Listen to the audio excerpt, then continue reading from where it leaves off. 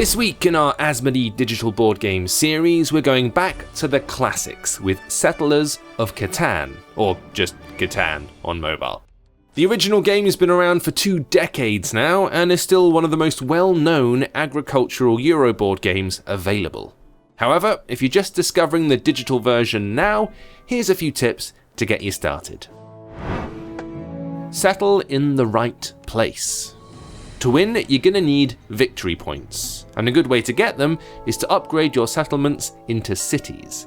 To do this, you're going to need a broad range of resources, which you're not going to get if you've settled between hexes that only produce ore and sheep.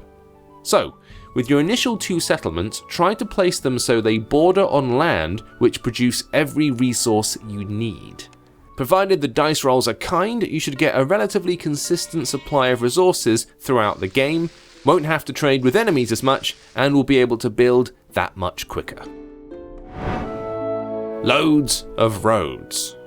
Expanding your little empire is only possible through the construction of roads. You can only build settlements on intersections adjacent to one of your own roads. So, if you want to claim a port or access a particular resource a few hexes over, you'd better start laying that tarmac.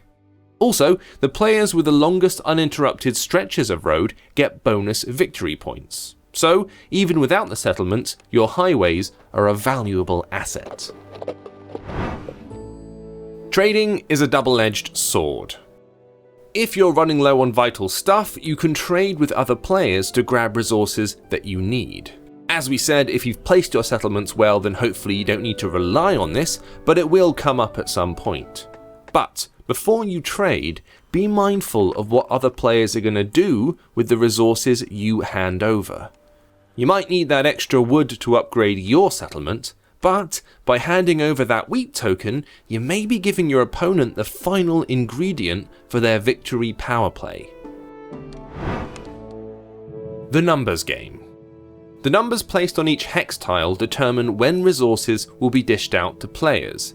Numbers rolled on the dice will trigger a splurge of goodies to emit forth from the corresponding area on the board. But, because of the way 2 6-sided dice will behave, there's a far higher probability of rolling a total of 6 than rolling a total of 2. There's only one way to roll a 2, with both dice showing the figure 1, but 5 combinations to roll a total of 6.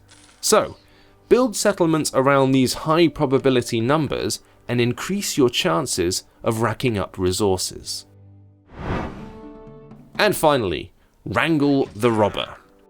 When the robber appears on the board, and he will before the game is out, you're gonna get robbed. However, that means you then get to place the robber on the board to your benefit. There's 2 good strategies here. Firstly, have the robber steal resources from the most powerful player on the board and knock them down a peg or 2.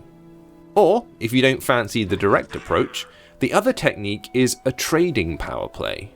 If you leave the robber on a tile which produces a resource that you have in abundance, it'll stop your enemies acquiring that resource so easily and force them to trade favourably with you. Who says crime doesn't pay?